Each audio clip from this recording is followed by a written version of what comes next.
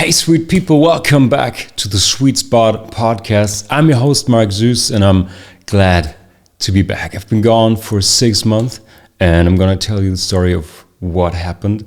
And I have an amazing first interview guest for you, the fantastic musician, poet, artist, singer-songwriter, Sam Stokes from Los Angeles, California. Today I talked to her about her album, her first album, her debut album, Common Ground, that was just released on October 13th. She just played a release gig at the Viper Room on Sunset Strip. We talk about this, how she ramps up, how she preps for a gig like that, what inspired her to write this album, and also the poetry book she released, which goes under the same name. And this has been an interesting talk. We dive into the creative process, what it means to connect to the creative spirit, and what it means to train your creative consciousness and your creative practice. And also a little bit about her entrepreneurial side of being a musician and an artist, and what that has to do with patience. Because Sam wrote and recorded all the songs for that album, I think over a year ago, and she just sat with it and waited for the right time. And we dive into how that came to be and what she changed and what she saw fit as the perfect release date for this. This is something where I learned a lot, since I'm not the most patient person ever, since I probably already told you. Yeah, but before we dive into the podcast interview itself, I want to tell a little bit why I've been gone for so long. I missed you, sweet people. Maybe you missed me too. I don't know.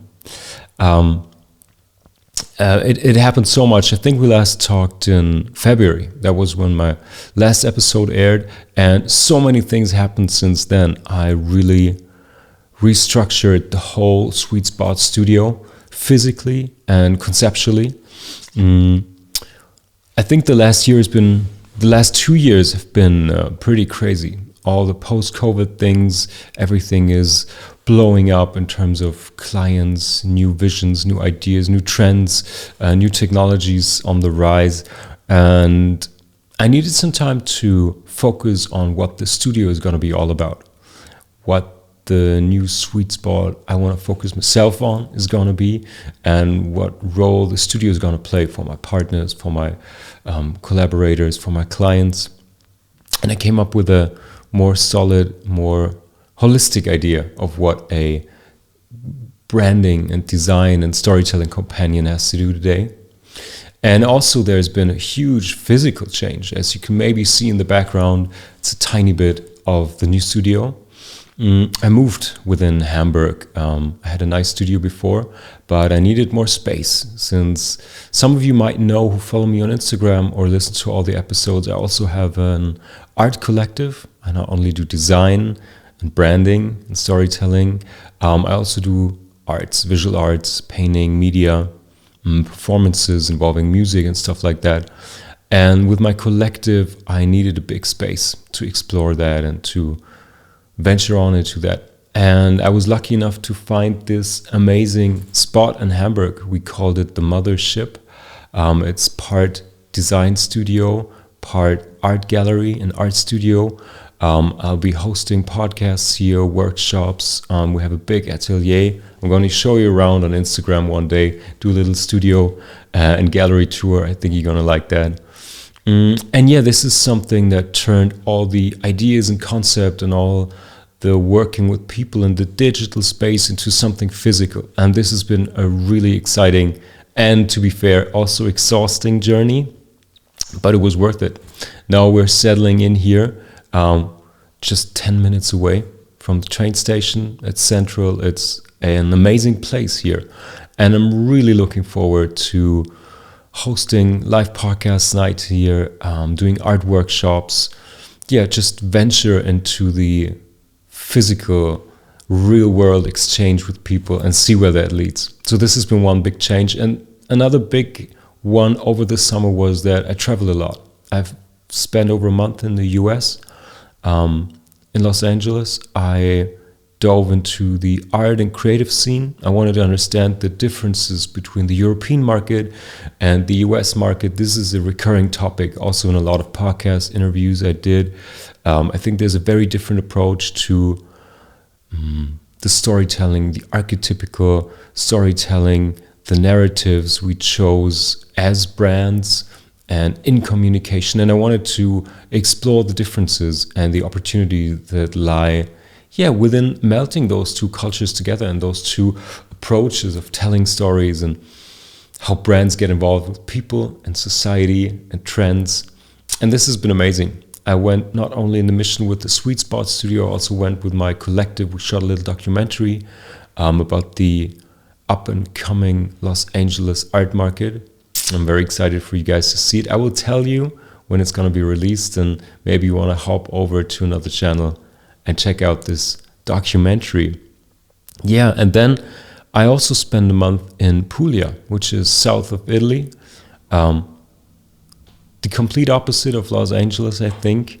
Not modern, super traditional, not trendy, not stretching out globally, but very local, very traditional, very old culture, old roots, amazing food and so on. Don't have to talk about this, but I was really exploring the connection of art and storytelling back in the days. For example, we ventured on into a very old cave, which is, it just sits there basically outside of a little town, and it's ready to be explored. And it was the Demeter cult, which did little rituals there of it was a matriarchal cult, and they had big celebrations with little Italian bakery, which you can still enjoy today, some figs, pomegranate, stuff like that. And we went to this place and we wanted to get a deep understanding of what these rituals mean and how they influence culture still today,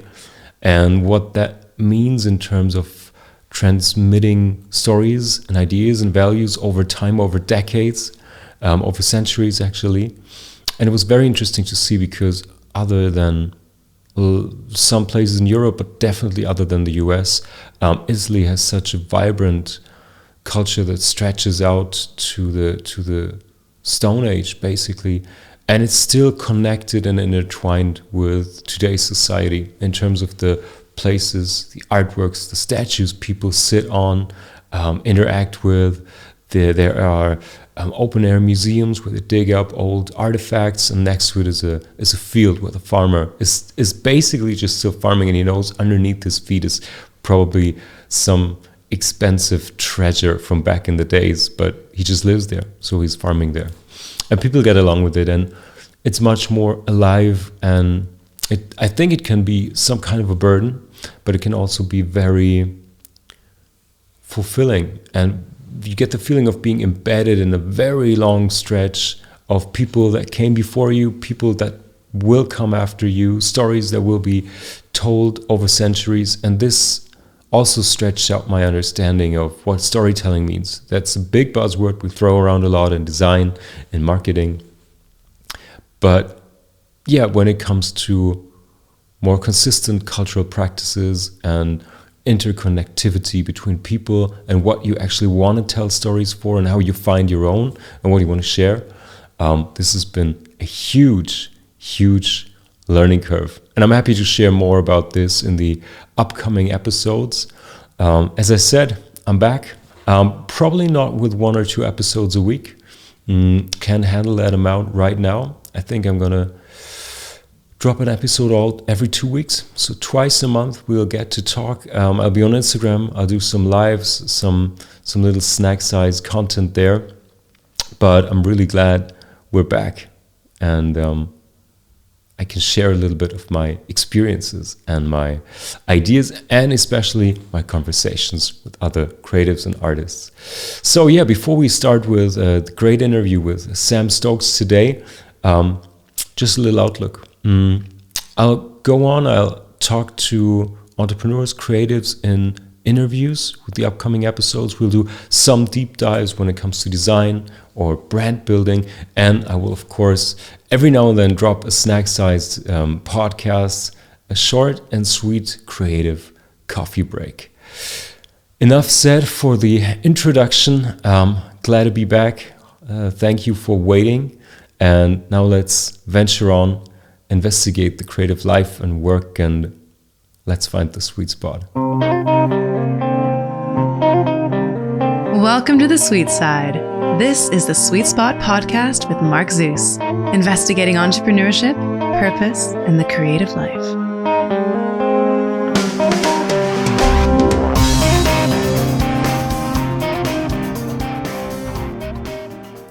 Sweet people, I'm very happy that she is back. Please welcome with me the incredible, talented, wonderful singer, songwriter, poet, and my dear friend, Sam Stokes. Hello, thank you for having me, Marc. Sam, it's so nice that you're back. It's so nice. It's been over a year, I think, since you've been on the podcast. Way too long. I mean, we met and we talk all the time, but still, it's time you get on air again because so many things are happening in your life in beautiful Los Angeles, California. So first things first, why are you here today? Besides talking about life, joy, and creativity, you dropped your first album, and I'm so proud of you. I'm so happy for you. It was just released October 13th. And yeah, maybe you can guide us a little bit to it. What does it feel like on your end? You're an up and coming artist. You worked on this for so long. You've been patient with it. Now it's out in the world. How does it feel? Oh, it's like, it honestly is just, I really view music and art and creativity. For me, it's such an active service. To me, I always feel so much gratitude for the artists in my life who have helped me understand things that I couldn't understand alone. And so art to me is this like incredible exchange of information, it's exchange of love, and an exchange of energy. So I think about all of the artists, Stevie Wonder, Joni Nicks, Stevie Nicks and Joni Mitchell. That's Stevie Wonder. There we go. Stevie Wonder, Joni Mitchell, Stevie Nicks. There we go. Paul McCartney. And all of these artists that like, you just sometimes hear one of their songs and you think, thank God you exist. Thank God that this song found me in this moment. And it's like the most incredible gift you could ever receive. And so anyway, I hope that this album, now that it is out, it is my gift to others. And I hope that it is in some way able to help others understand their own growth, their own journey, their own process. And my intention is, to help us all, I think, collectively remember our oneness, our connectiveness, our sameness. And yeah, that's my hope.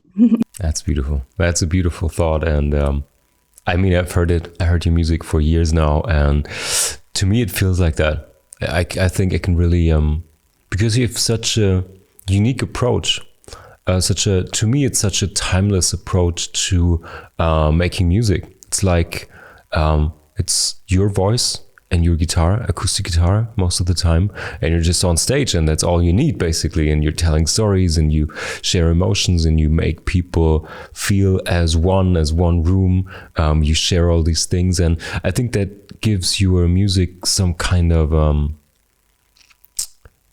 it's not a trend. It's not trendy in terms of, okay, this is a genre, this is dated to a certain time, to certain sounds. It's just this timelessness. And I think this really transmits your mission, as you said it. Yeah.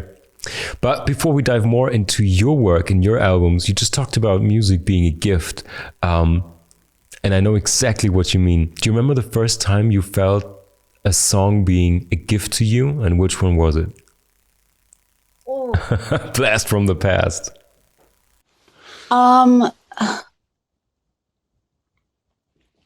okay. I mean, I guess we're going to go to this part of the conversation anyway. So I guess I'll just jump to it and then we'll answer this question. But so before this album, I was very much in the logical mindset, right? The brain ego mindset of we sit down and we write a song. And this record is also kind of the capturing of the moment in which I had gone from a pretty 3D, pretty fear-based, ego-based, like no concept of anything in the afterlife or any, like there was none of that, which is very funny. I think if people meet me now, because they're like, what? Yeah. But, and you know this, and I always talk about it. There's this picture of both of us from back in the day, and like just different people. And I love to have that shared journey where we can stay friends, and you see this journey of like the growth and the development. So anyway, so that person used to write songs and had a very tough time writing them because it was very logical, and I need to, you're sitting down and you're trying to like write it. And then I had some just incredible mentors and friends and other artists who shared the concept with me of receiving music, which I was like, what? Like, what is that even? And so I always say that to me, the artist journey and the spiritual journey are the same. You can't do the artist journey without the spiritual journey.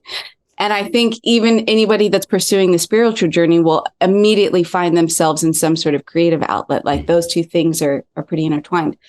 So the point was that this album and all of this music very much felt received. But before I was able to receive and actually, like, even though I was a musician and stuff, I didn't really feel music. I didn't really receive it when I was listening to it. So a lot of artists and songs didn't make sense to me until it was like opening this channel to say, wait, I can hear other artists' music. And now I can hear music that's just on the radio waves. And, or some people call it like the angel waves or whatever you want to call it. And so you find yourself being more like a vessel, like a secretary for stuff to, it's like, oh, I have these ears. I'm so grateful. I would like to now share this, what I'm hearing, with other people that don't have maybe the ears to hear it, but maybe they have, the hands to draw it, or they have other tendencies. So, so anyway, so I say all of this to go back to your question is, I think for me, the moment that I like really understood and could really like feel music, like where it just hit me, was for years. This is also going to sound funny saying it now, but it's true. For years, I did not understand Joni Mitchell. Like for the longest time, I was just like, nope, I don't like her voice. I don't get her songs. Just overhyped. I don't get it. And then one day I was driving in the car and I had lived enough life that I tried to play the record Blue again. And all of a sudden it was like every song, even though I knew nothing of her history, I felt every part of that story. I knew everything that it was about. And I just kept crying song after song after song until it got to the point where the album was finished. And I just was like, what? And I wrote my mom and I was like, Mom, I finally get Joni Mitchell. And she was like, that's so finally. Sweet. That's so sweet. It's like the day has arrived, right? And so anyway, so I would say if it was a first song, a first moment of being able to receive and feel, it was probably when I heard Little Green from Joni Mitchell. It was just like this ability, because the way that she would write and the way that she, or I would say receive, is so nonlinear. It's like, if you don't get it, you don't get it. And then all of a sudden, one day you do get it. And it's the most powerful, emotional, cathartic experience you've ever had. And you say, what? That was there. So anyway, 100%. There you go. Well, let's dig into that. I really like that. Also, to quote you, I think in an interview or in some story, you just said it. This album captures the moment. Let me quote you right, of your soul entering your body. This is what this album captures, and I really appreciate you talking also very open about this, because a lot of artists are not sharing too much of their belief system or understanding yourself as some form of humble vessel, being the midwife, being lucky enough to become some form of midwife to, transcend from the good old gods of rock and roll or whatever it is, And you talk about this and you can share this. And so I wondered, how much was conscious on that journey? Because as you just said, we have this amazing little picture of us, and that's from, I don't know, what's that, 6, 7, 8 years ago? I don't know. We look like very different people, like our younger siblings, the innocent, the the unbothered by experience and consciousness. But it's funny because it's of course, outside change, but a big inside change and a big growth. And I think we share part of that journey, but I want to learn more about yours and how much of it was conscious and how much was just happening to you, or you putting yourself into situations where you were able to experience more and grow artistically. Yeah. Well, I would say I definitely feel as though I've had strong spiritual guidance throughout all of my life, which I think all beings do, right? I think we all have so much guidance. I think sometimes we just think that we're clever, and it's like, no, you're not clever. You just received that idea, dumb. It's like, but then the ego's like, oh my God, I'm so brilliant. It's like, ugh. So I think part of it is the humbling and the reminding yourself of that. And I think I have an incredible friend who was like one of the first people it was basically like I was always riding a bike and I just never knew that I was riding a bike. I was just moving forward. And he was like, oh my God, you have an incredible bike. And I was like, what? He was like, oh my God, I love the handlebars. And I'm like, what's a bike? And so it was beautiful, I think, to like, on the one hand, you're just living life, which is, I think, in and of itself, its own spiritual experience. However aware you are of it or not, we're all going through it. But then to have the incredible fortune to be exposed to friends and people who could then say, whoa, do you see this? And do you expand here? And what's going on here? And I would say I started with like one question I remember where I said, I started asking everybody I knew, because again, I grew up from this perspective of like, you die and you go on the earth and that's it. Like there was no concept of God in my world. There was no concept of a soul. There was no concept, like none of that. And there was no tools to also understand how to go through the hard times. You know, it was like, there's no comfort or any sort of that. So I was like, so anyway, so the first question I just started asking everybody I knew was, have you ever experienced something supernatural? Something that you just couldn't describe. And what was so incredible was like, I started asking like my mom, my uncles, aunts, like all sorts of friends, just all sorts of people. And it was incredible was I was like, how do all of these people have these indescribable, incredible experiences? And they would never bring it up if you didn't ask them. Yeah. And all of a sudden to just ask it, it was like, wait, what? Like you know, like, wait, why aren't we talking about this all the time? Like, I don't care about the 100%. Weather. I know. Yeah. And so anyway, so I think it was a combination of conscious choices of like curiosity, right? And then also just surrendering to the stuff as it shows up. But again, if I can dig in onto this moment, what made you ask people this question? Do you remember this? Because to me, it feels like this is like a Truman Show moment. You go through life, you're not bothered by spirituality or big questions, and it's not like you've been doing bad. You've been doing okay. You just lived your life. And then all of a sudden this question comes up. And do you have some understanding where that comes from or where this curiosity came from?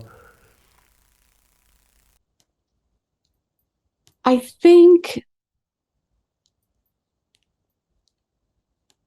well, I'll say this. And again, this goes back to the thing of the artist journey and the spiritual journey are completely intertwined, because at the time that I was, moved to LA and deeply exploring artistry and deeply exploring how to improve within artistry, at the same time, I was like, what I'm doing, I'm still hitting this wall. And how do I just completely throw this out and explore something different? And so I had the incredible fortune of just being surrounded by wonderful people who were, the way that they were talking, it's probably pretty similar to how I talk now, but how I talked then is not how I talk now. And so I didn't understand what they were saying. So perhaps that like clued in a little bit of curiosity of just like, wait, hold on, they're saying something. And then I was seeing the effortlessness and the beauty of the art and the things and how they were. And to me, I think it's also part of receiving, which is just an indescribable process, is then when you have that shared receiving. So as you collaborate, you work with other artists, and it is this like shared consciousness. So then you're both tapped into like the same radio station and you're creating and sharing that experience together, which is, so I think in that process of like, I would say wanting to expand on the artist journey and grow within that, it was like, wait a minute, I can't tap into this until I tap into what's going on here. And the best way that I've heard it described in a more linear sort of concept is there's 3D, which is like ego-based, fear-based. It's separateness. It's I'm me and you are you, and we are all very separate, right? Scarcity.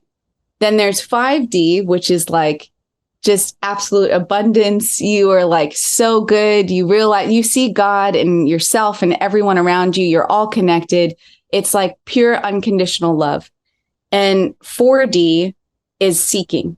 So it's the question, it's the curiosity. And someone described it, and it's truly like dimensions, right? But someone described it as like you're going from one dimension to the other within a day, within sometimes a conversation, is there's this jumping through, and it's, and so sometimes you get glimpses of 5D and you say, what? This is incredible. How is this possible? And then you fall back into 3D and you say, wait a minute, hold on. I don't have to stay here. How do I? So it's that kind of journey. 100%.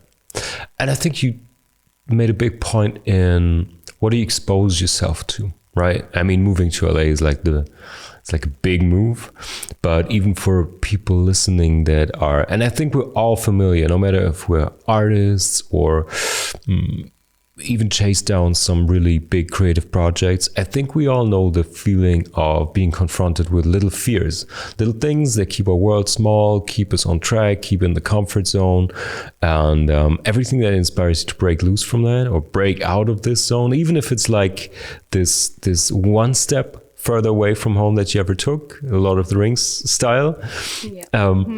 Yeah, even if it's like this one step at a time, and then you go back and then maybe one more and stuff like that. Everything that gets you there is amazing. And that can be places, that can be people, that can be, just this awareness, this curiosity for it. And I really think, and I had the pleasure of seeing you live a couple of times in LA when I came to visit.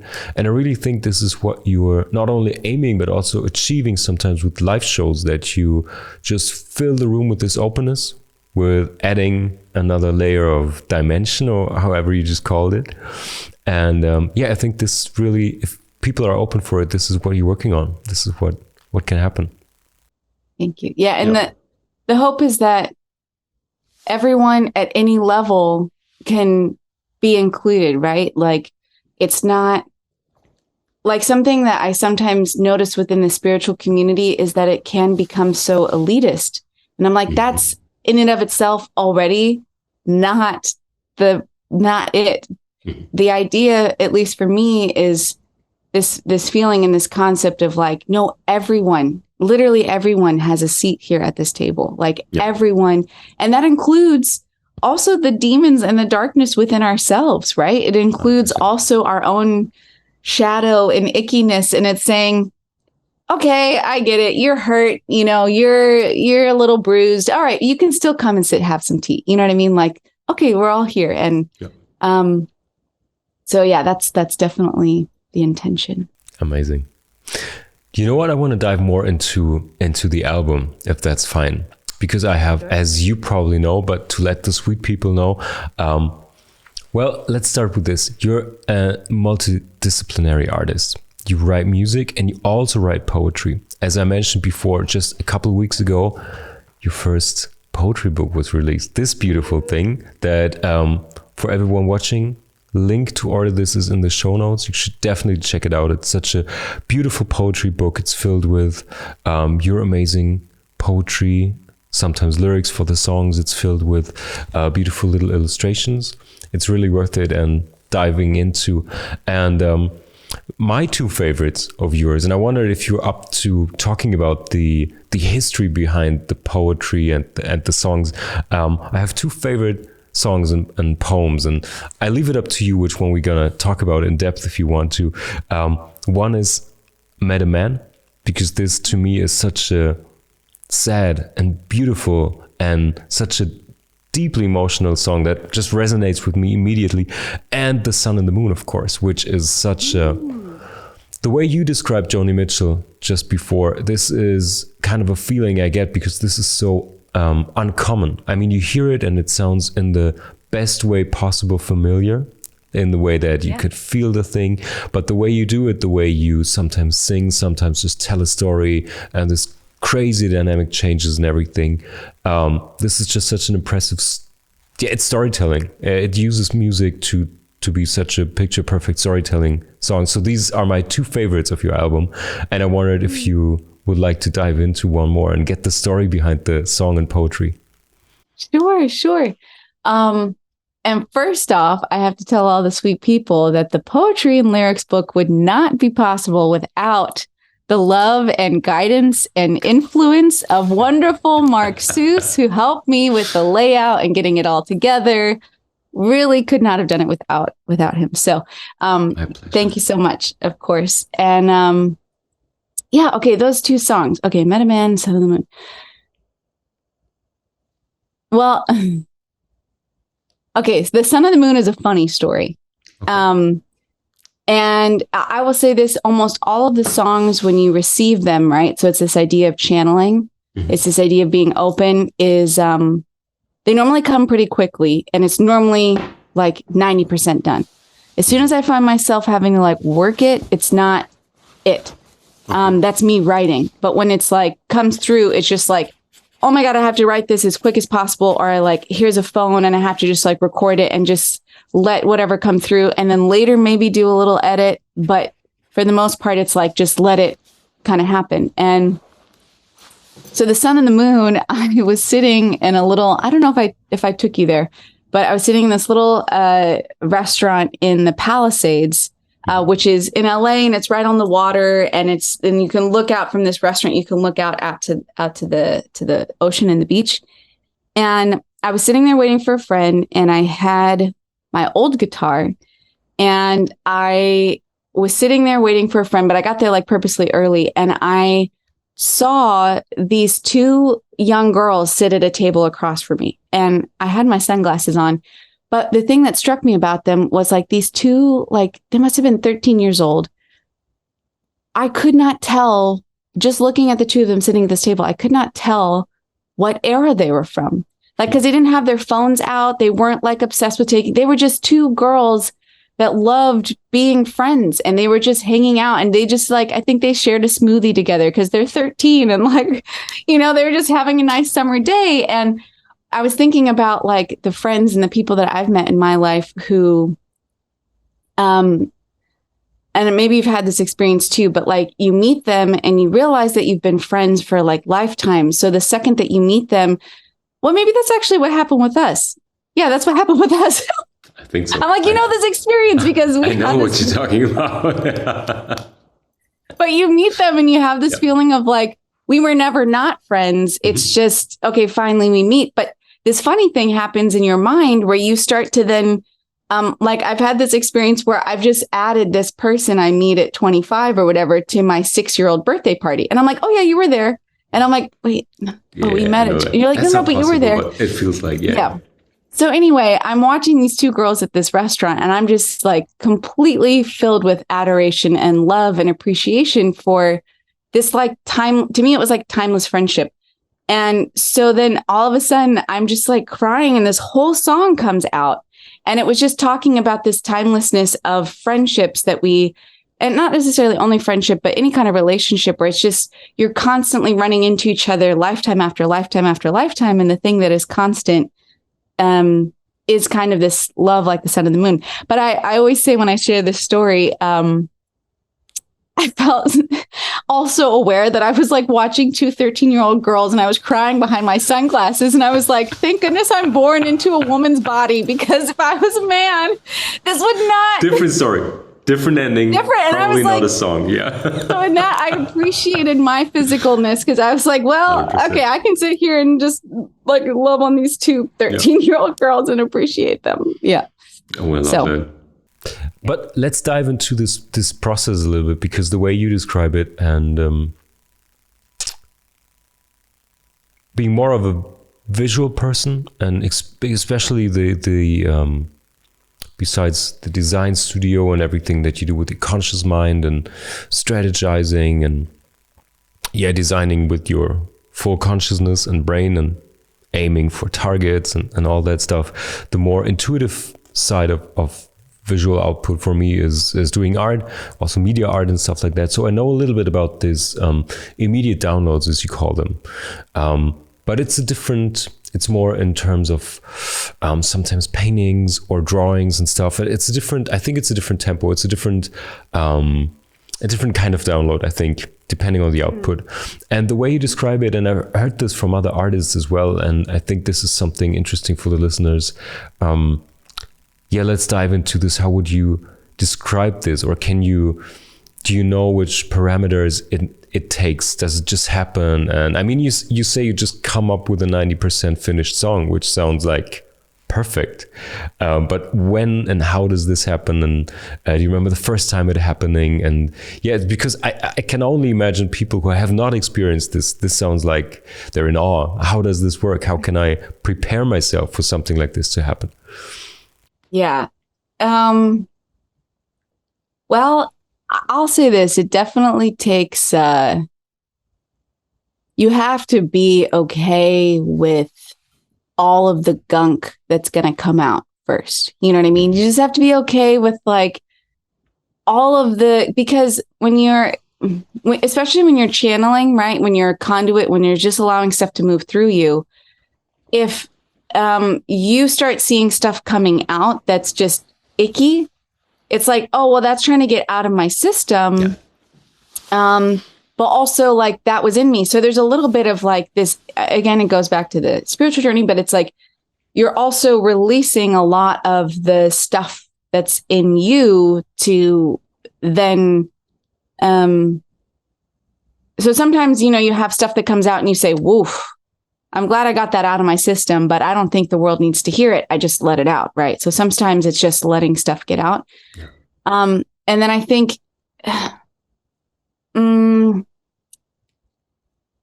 it can happen whenever, so I have my phone out most of the time, or my journal is always with me. And sometimes it's like you're driving on the freeway and it's like, no, we're going to pull over right now, or sometimes it's, you wake up in the middle of the night and it's like, okay, let's do this right now. And sometimes it's just playing. And then all of a sudden you're like, oh, whoa, that's what happened. And then, okay, hold on. Let's just try to, and, I always describe to me as an art form, music. I do work a lot with visuals when I'm working with music. And by that, I mean, like, I feel like, a lot of times there's like some sort of image, because I feel like as a musician and as a songwriter and storyteller, like a lot of times there's a feeling that literally is only captured in one song. It's like there's something about it that like that feeling that is so specific and so universal only lives in this one song. And so it's like the context of it, but then also the universality, I guess, of it. And so a lot of times before I'm able to like fully, I guess, open the download, it's like also, okay, so for example, I can go back and describe this with Metaman. Like in that song, it was this feeling of like someone that you love so much and you can feel that they are like hurting in a way, but you at the same time also remember how much that you have love for them and appreciation for them and this like sense of like, and so it's that kind of contrast. And there's something about it that I think is like, it's so specific because it feels like it's talking about one person, but at the same time, it's like, and sometimes it'll happen too, where in my brain, I think I'm thinking about one person. And then after the song is done and I listen to it, I'm like, wait, who was this about? And then I'm like, oh my God, this was like 8 people that I know. And then you're like, oh, 8 people that I know. That's like the whole world. You know what I mean? Like it's as soon as it becomes this kind of like, well, it's not about really anybody. It's about anybody.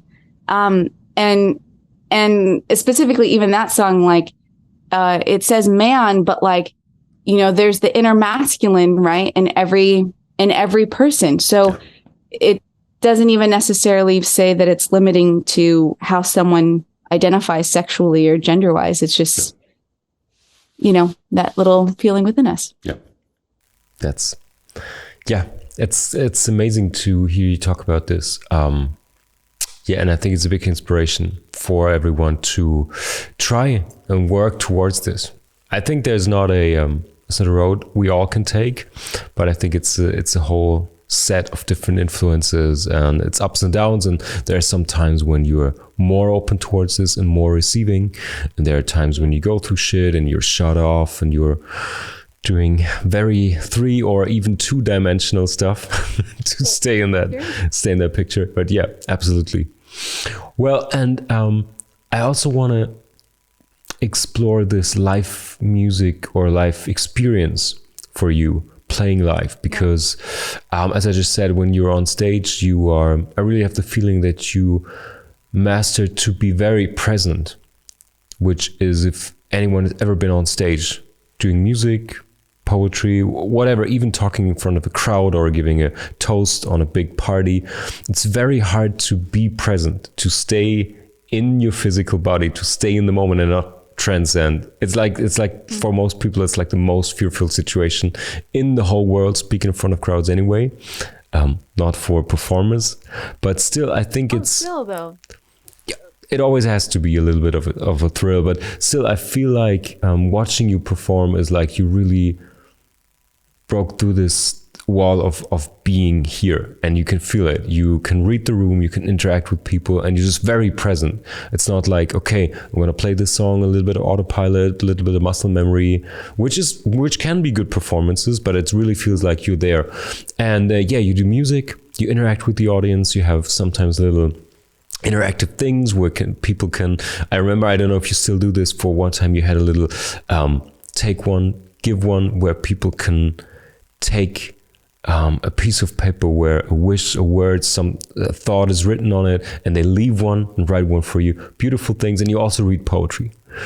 So bottom line, this is a very specific way of playing live and interacting with your audience.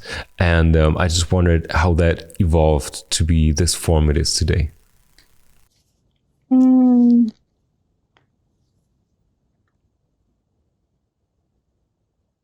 First off, if it's a good night, I'm actually, I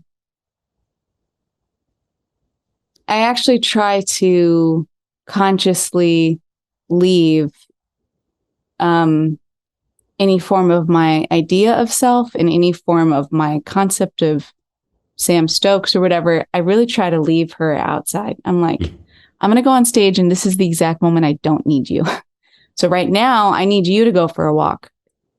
And I try to, when I can, be as open as possible to just, and I know some people probably wouldn't want to separate it as much. For me, it helps sometimes to like separate it a little bit, but I try to let a divine being, whether it's my soul or highest self, or whatever you want to call it, to just, she goes on the stage and she goes and does what she needs to do. So it's a lot of times, even in that, there's a kind of a channeling process as well. And folks sometimes will tell me stuff that I said during the show, and I'm like, oh, I said that? Like, I honestly, a lot of times I don't, I like to have some sort of guideline or some sort of, I would say this, the biggest thing that I try to do is have an intention, at least for the night, of saying, okay, I have all of these songs to work with, but I really hope that you could come to every single show and every single one is different. Like every single one has a different overarching theme. and I might use the same songs, but I put them in different orders and I play with them. And then, and I try to also give myself the permission, because you never know what's going to happen 10 minutes before you go on stage. You also never know what's going to happen. Like, how's the room feeling, right? If you have a room that's feeling very low energy and you were like, well, I'm going to come in with my, sad songs tonight.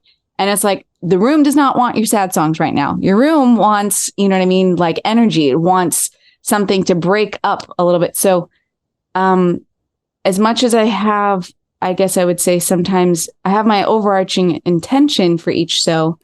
But then at the same time, I also try to remind myself to give myself the permission to throw it out the window 2 minutes before I go on stage, if I need to, and say, okay, hold on. No. We need to go someplace else. We need to do something else, or we need to go in this direction. Or, so the way that I describe it is kind of like if I had like 30 different colors and I say, okay, tonight I want to try and paint this like red flower on this green hill. Right.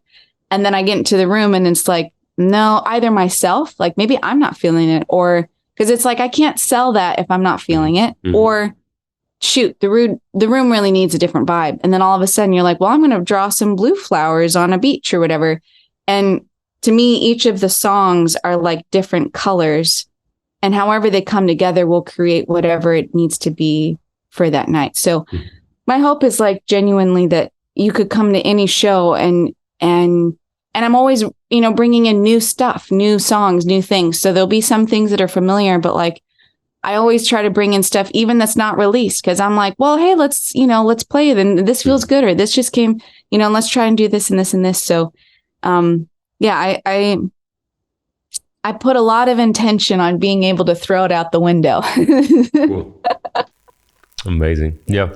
And that brings you in the moment. Well, talking about 3 days from now, you're going to have your album release party in the legendary Viper Room on Sunset Strip. I'm rooting for you from Hamburg, Germany. I wish I could be there, can't make it. But yeah, how do you prepare for a show like this? What do you do some days up front? How does it feel for you now being some days away from the show? Feels good. I mean, I think the thing is,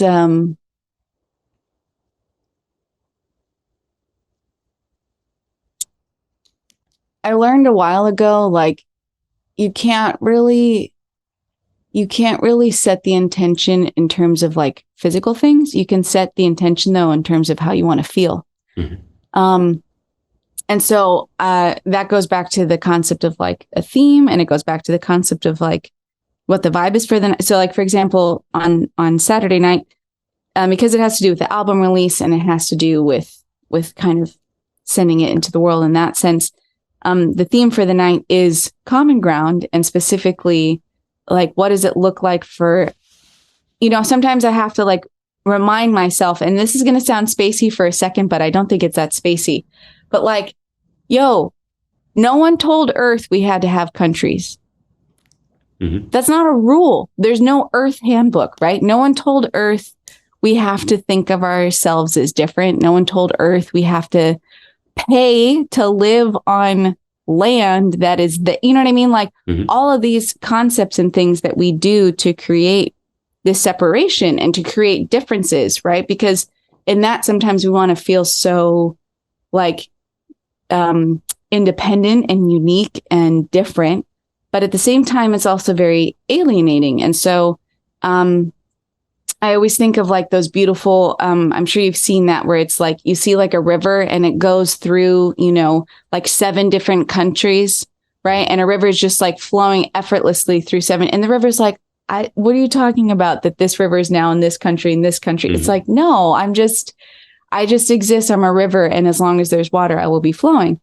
So anyway, the intention is on Saturdays that we'll kind of explore those themes of just reminding ourselves that we all are so much more similar, and we are so much more connected, and we are so much more on the same, literally common ground than we think that we are different. So that's the theme for this coming Saturday night. And yeah, so the intention is, just kind of hold a space for that. And then we'll see how it explores and unfolds and what kind of fun stuff we'll do with that. Amazing. And I mean, you've been so patient with this. I mentioned it briefly in the beginning. This is, besides everything I admire you and your creative work for, one of the most amazing things to me is how patient you've been, because you've finished the songs and even recording them quite some time ago, and you just had the feeling, intuition, knowledge, whatever, to hold on to them and not release them. It wasn't the right moment for you in time, and you started releasing some singles. So to go into the marketing and release strategy, no, but to share with the people what was happening actually. And now you decided to drop the album. And yeah, I want to hear your thoughts on this, because to me, I struggle with patience a lot. I'm very impatient. And as soon as I have something, I done this, I want to share it with the world. I want to show everyone. And because I'm kind of a resonance junkie, whatever you create, or whatever you form creatively, to me, that's an opportunity to resonate with people and share moments and get their thoughts and get reactions. And it doesn't even depend on if they're good or bad or just anything. I don't know why to me, that's super important. This is why I admire you for sitting and waiting and sitting on that stuff. So anyway, yeah, I want to hear some thoughts on patience and what made you in the first place sit on the songs and wait to release them.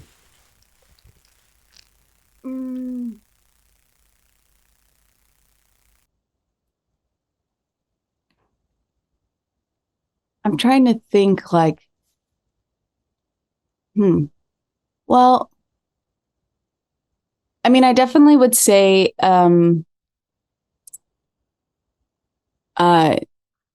yeah, no, okay, we'll have this conversation. Okay.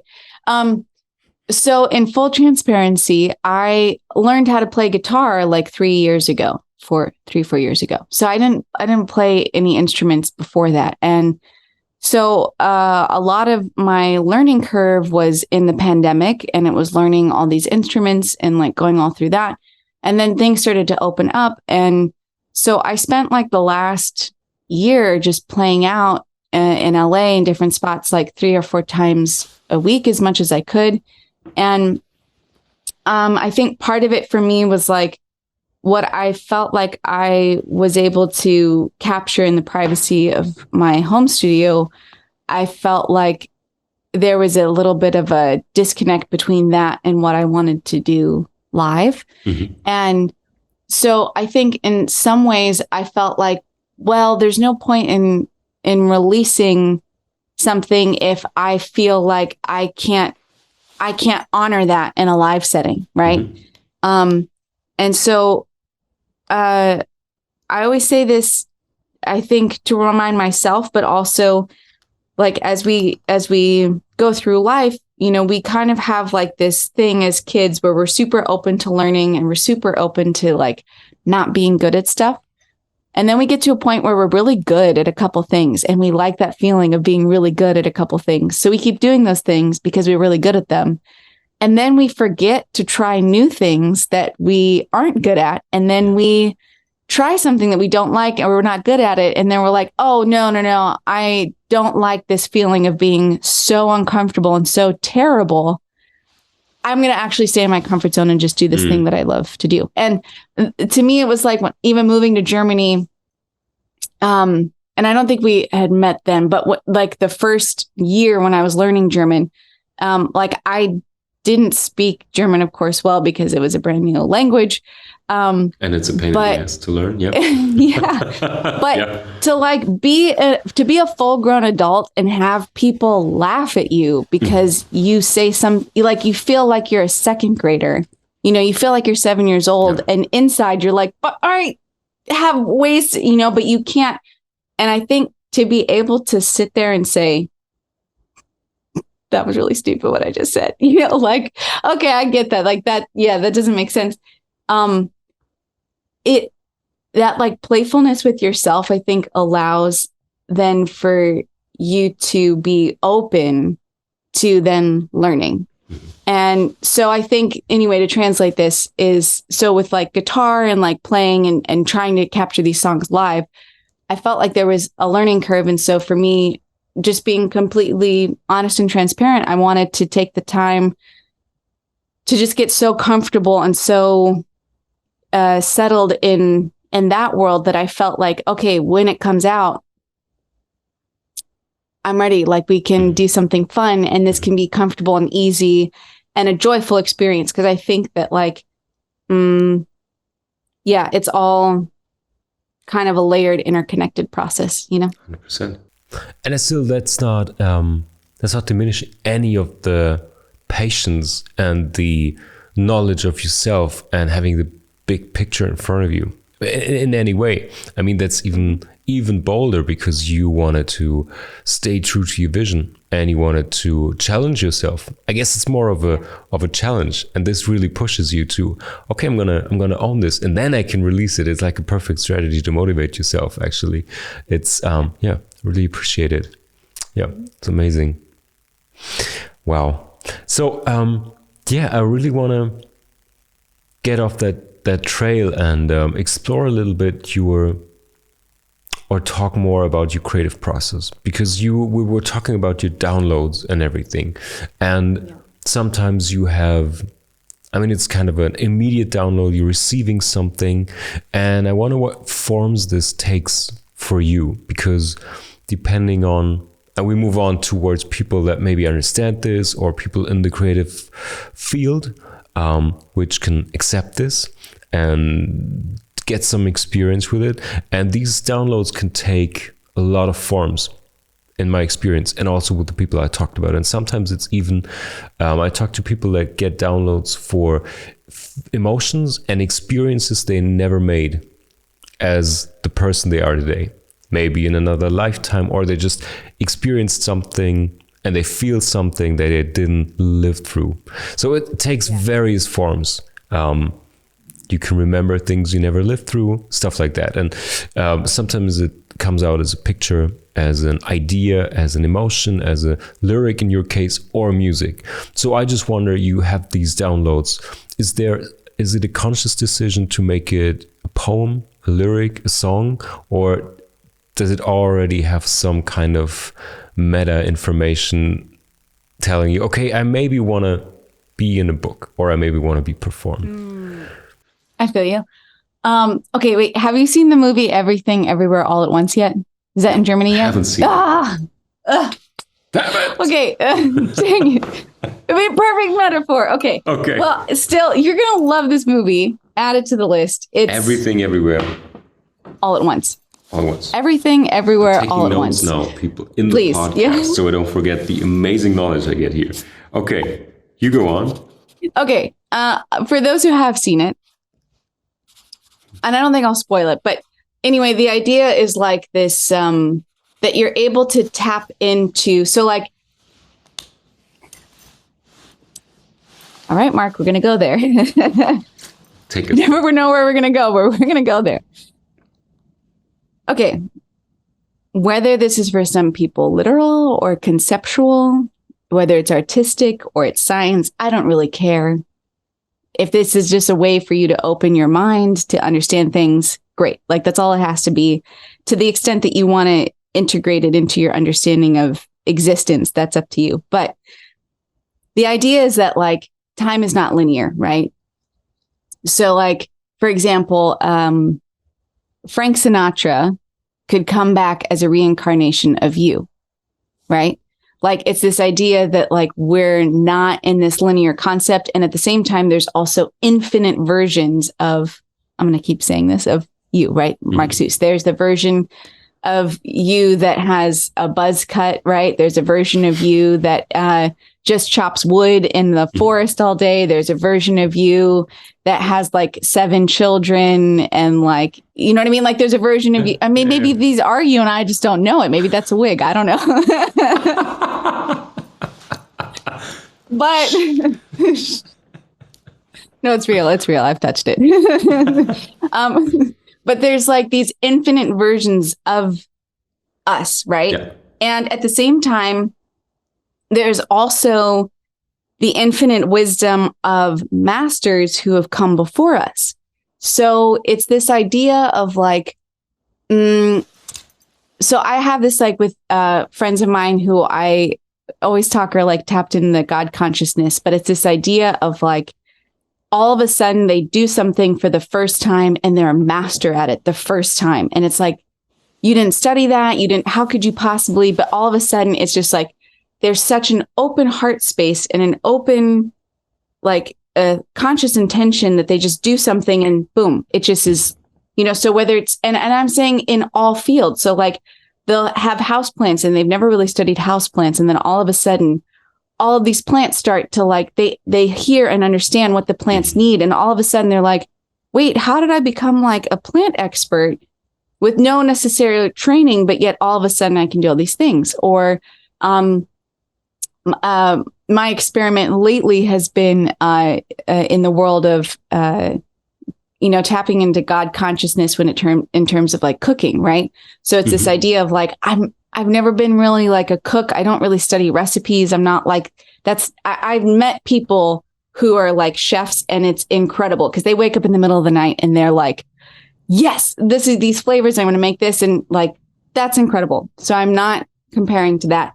But then to say, wait a minute, what if I take a small portion of this and all of a sudden you integrate it and all of a sudden, and it can happen within weeks that you elevate to this new, understanding, right? Or so, and at the same time, what's really cool is then when so like all of this album, I recorded and I produced and edited music and everything by myself. And it was really like an experiment of like, if I lock myself basically in a room and I just play with different things, like what's going to happen. And then sometimes you feel like you're alone or you hit a roadblock, right? As any creative does. And you're like, wait, hold on, what do I do here? What do I do here? And for me, it was the first time that I really felt the presence and the consciousness of like other beings helping me in the room.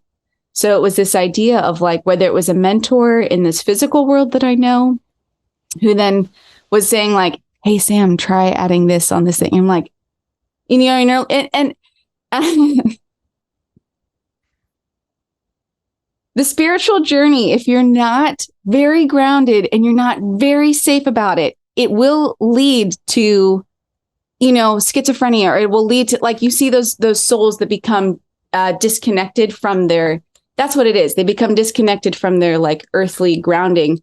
And so they just get lost in it. And so I say all of this because it can feel, as you're experimenting with it for the first time, it can feel like you're losing your mind. You can feel like, wait, what? But then when you start to understand it and integrate it and then see this like incredible beauty of it, I mean, it's to the point where like, I've even talked to friends that like, have sat in a studio and they've channeled Prince while they're working on music, right? I remember when I was listening back to a few versions of the album and I was playing with stuff and I was listening to it on this long car ride in the middle of the desert by myself. And I was trying to like figure out certain things. I forget what the puzzle was at the time. And I had been reading a biography on Jimi Hendrix at the time. And then all of a sudden I absolutely felt Jimmy in the car with me. And I absolutely felt like his presence and his guidance and his love in that moment with me, to the point where I was like, ooh, okay, we have royalty here in the car. Let's drive a little bit, Yeah. So in that, it's like, it's not, I forget what the original question was in all of this, but basically it's when you realize it's all connected, right? So it's the infinite versions of yourself. So it's all of these. So it's this idea that like, there's also a version of Marc that is like a first chair concert cellist for the Berlin Orchestra, right?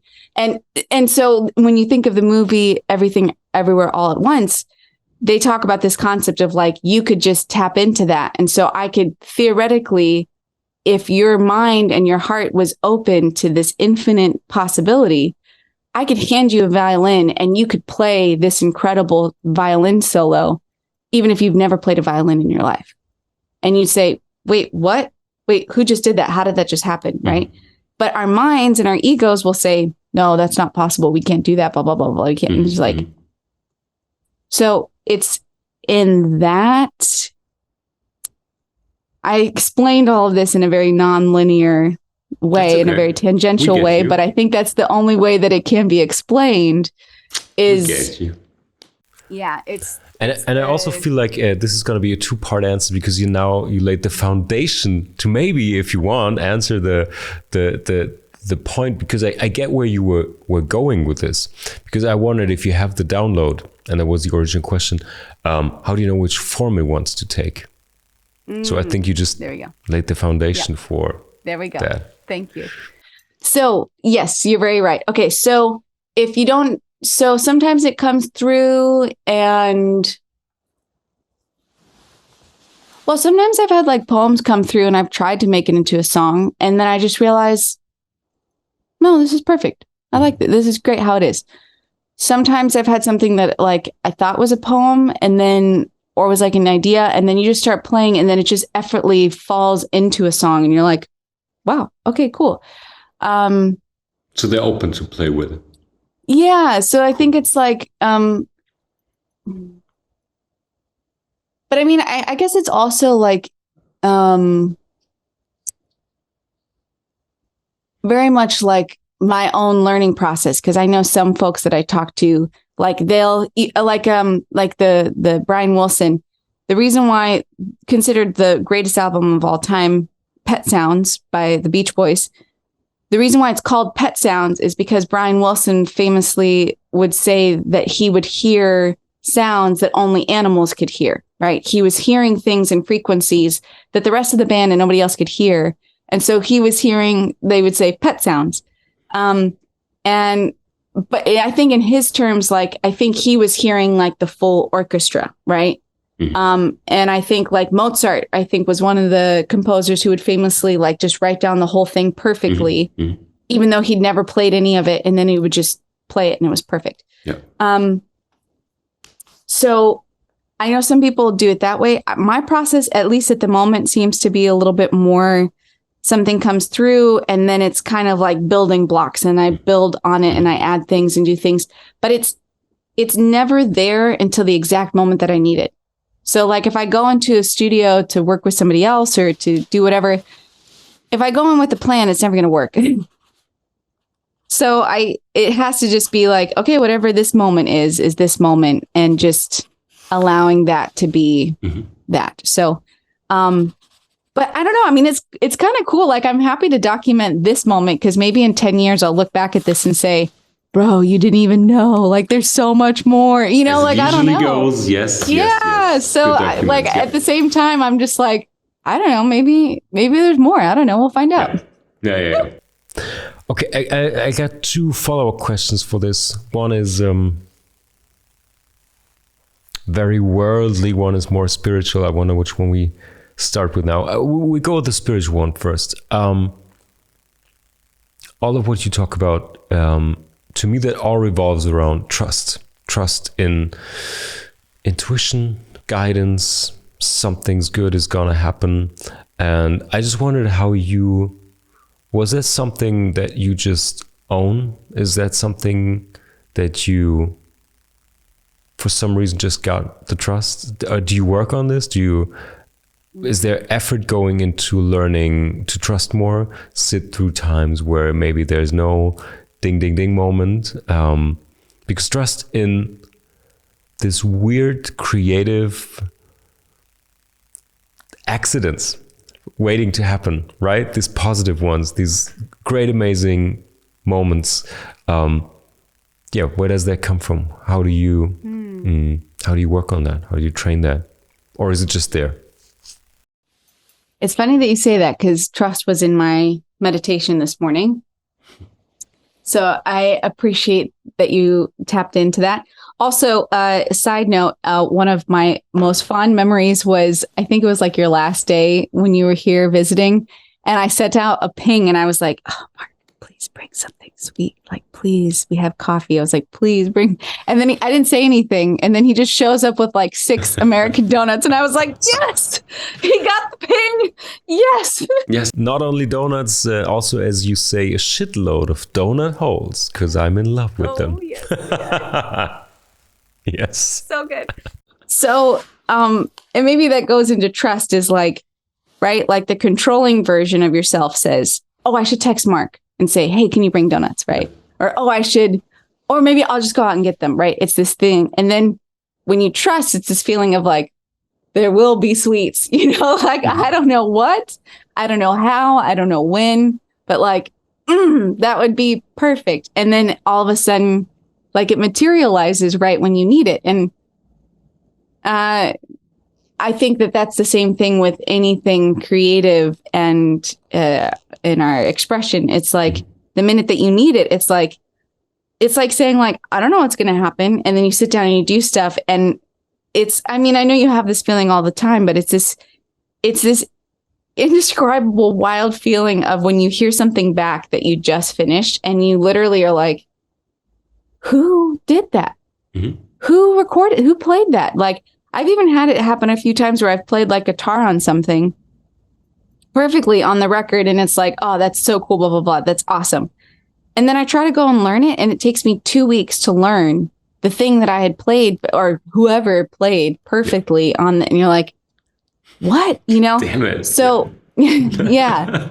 And that happens where you're just like, and so, I don't know. I think it's, I think the trust, like it's a choice, right? Like even in our relationships, right? Romantic, non-romantic, whatever. Like we can choose to say, I'm going to just trust everybody that I know. I'm just going to trust strangers. I'm going to just trust people. And I'm just going to make that choice. Or we can enter and say, I'm going to be doubtful of everybody that I know. And I'm going to assume that they're going to hurt me or this or that or whatever. And it's like, okay, well, if that's the energy that you're going to bring, then you will be mirrored that back. Right. So, I guess it goes back to like, yeah, any of those choices that you make, it's like, am I going to choose to say, I don't know, let's see what happens. Like, let's see what comes through today. Let's see. And then I think it's also having the grace to say, wow, that was terrible. Whatever, not being so, I guess, attached to a specific outcome. Just saying, okay, whatever. Let's try something else, Yeah. And the way you describe it is beautiful because you just, well, you didn't say it like this, but to me, it sounds like you can train it. You can train it on things that are fun, not important. Is he going to bring the donuts for the coffee? If not, what's going to happen? But it's like a little training. It's a training to trust, to let go, to not be attached to things. And then you can maybe come to that point where it's really, whatever form of creative career or creative endeavor you're going to choose, it's always going to come with a risk. The risk of failing creatively or financially or in whatever million ways it could fail, but also trusting in that it's gonna work. And I think you just put that beautifully in little trust exercises. Yeah, I like that. Yeah. Second question I talked about, this was the more spiritual one, the more internal one. Yeah. The other one I wanted to know about is all the things you talk about and all this journey and development and opening yourself up, also with the stretched soul that loses touch to the ground. And or as wonderful Tim Minchin said it, if you open your mind too much, your brain is gonna fall out, which happens to people, we know them. Yeah. I wondered if there was ever because as far as I know, you're very conscious, clean, and mindful about it. And I know be careful about unearned wisdom, as they say. But you live in LA, and there's like a gazillion opportunities to tap into other creative experiences, other highs. I'm not only talking about substances, but I'm talking about a million possibilities to take a shortcut or to expand in whatever way possible this spiritual journey. And I wonder how you navigate that for yourself.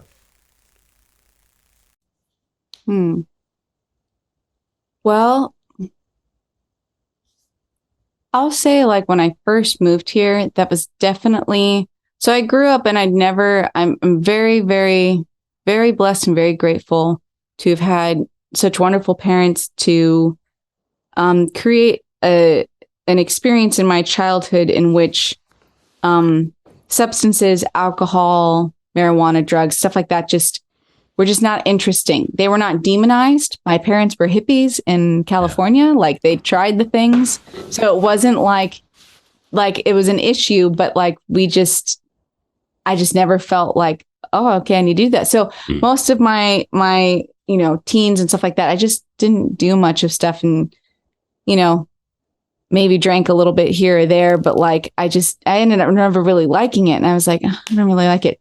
So then I guess I would say on this like seeking journey, when I was first asking these questions, anything supernatural, blah, blah, blah, I was then also like a little bit curious of like, well, I, never had marijuana before. Like, I'm curious, let me try this and let me experience this. And I'd had some experiences with it, but then I was like, I always felt like, I don't really think it's like doing anything. And I also didn't feel like it was helping me tap into anything. I just was like, okay, whatever. And,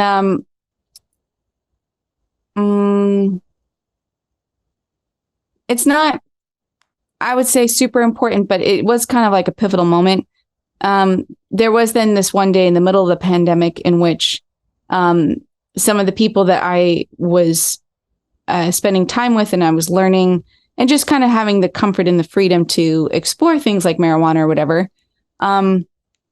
We accidentally or actually found the roommate had passed away from a drug overdose. And what was so profound, I would say in that moment, again, is something that it wasn't like that drugs were that interesting to me. But in that moment, I really felt like for the first time, I got this incredible ping from God, who I hadn't really even connected with that much before. But God was just like, you can get there without this stuff. And I was like, oh, okay. And so in that moment, I just was like, okay, I'm like, this is not interesting to me and this isn't doing anything. And I don't like any of this. And it's in LA, it's like everything's very prevalent. But I was like, how do I, expand creatively, expand spiritually, expand consciously? And my joke is always on water, right? Like just having a cup of water and just sitting, because it is possible.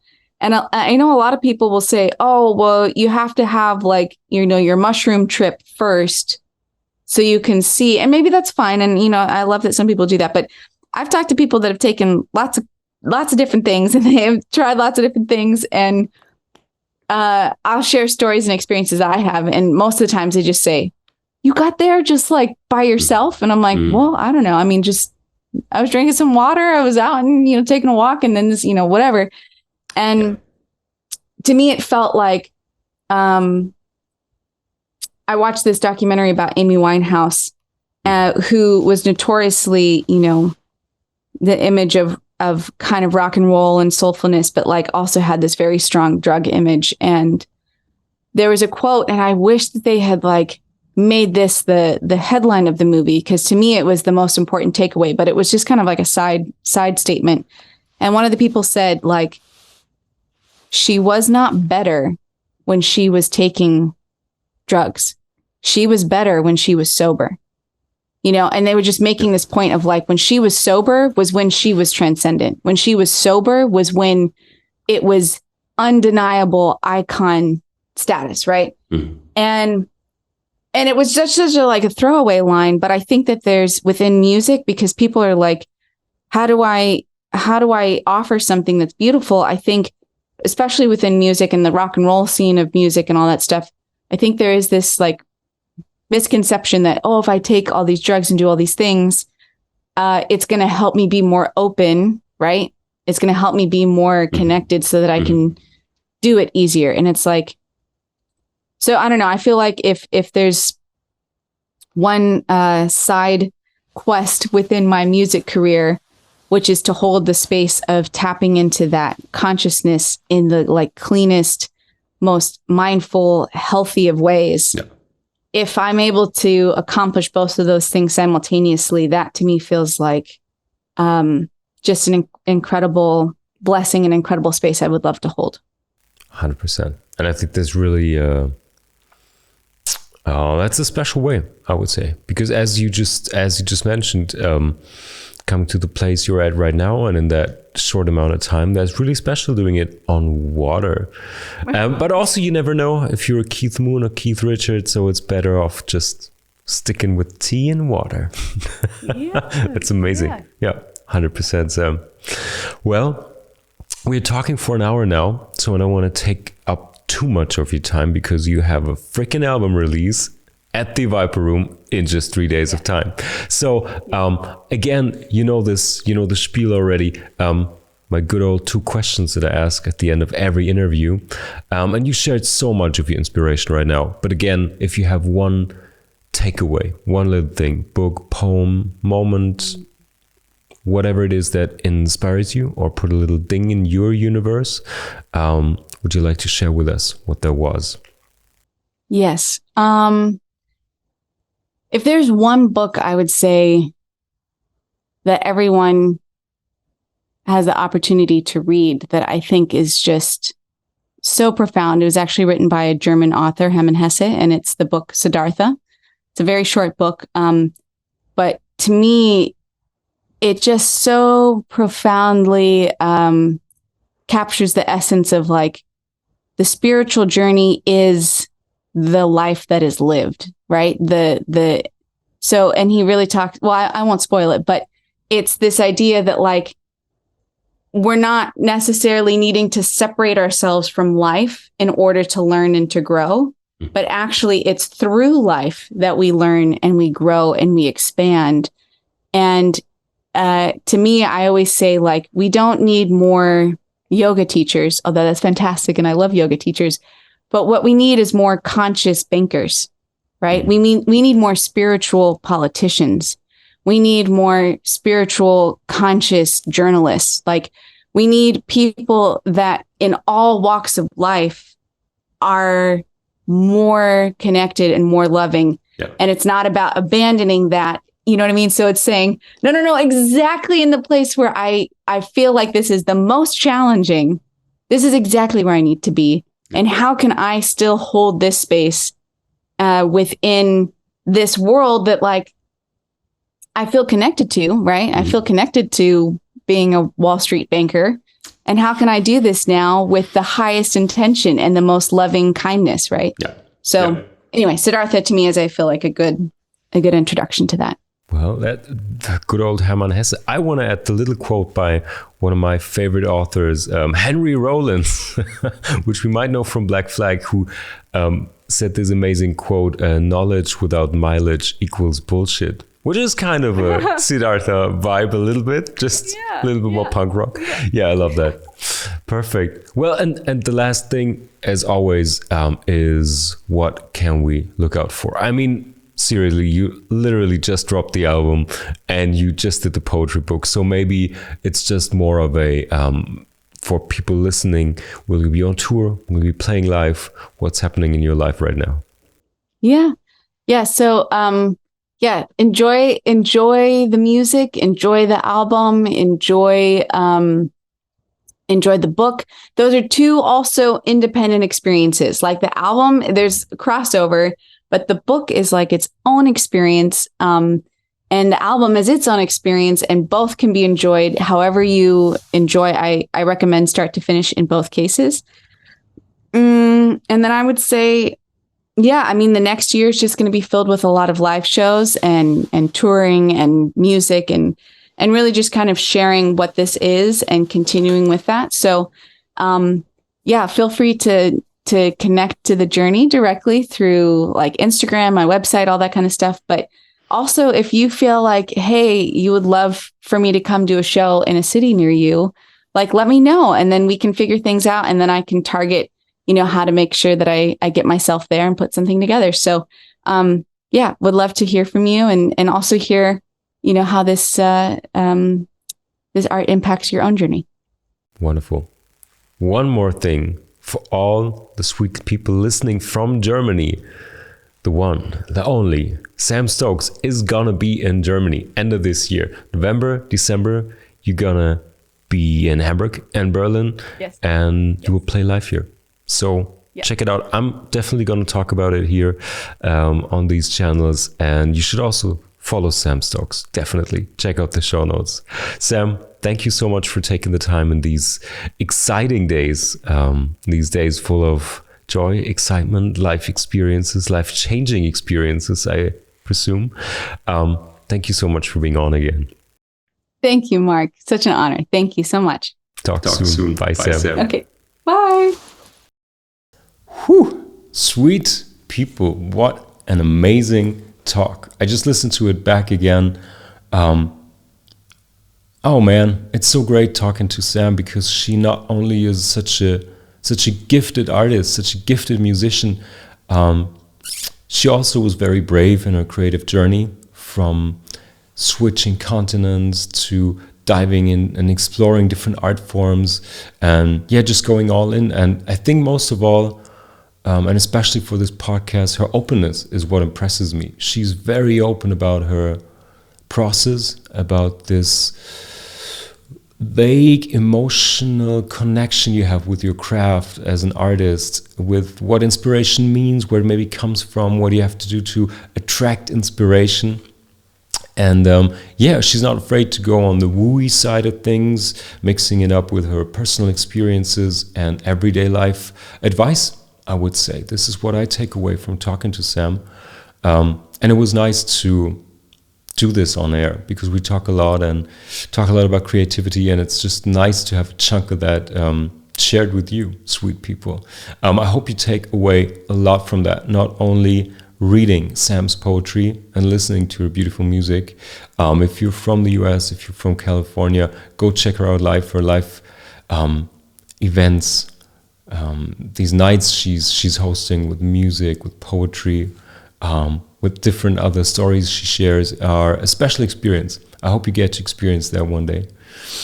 And other than that, we'll be back in, I guess, 2 weeks. Until then, stay sweet. If you want to learn more about brand building and design, of course, you can check out sweetspot.studio. That's the page of the brand building and design studio I run.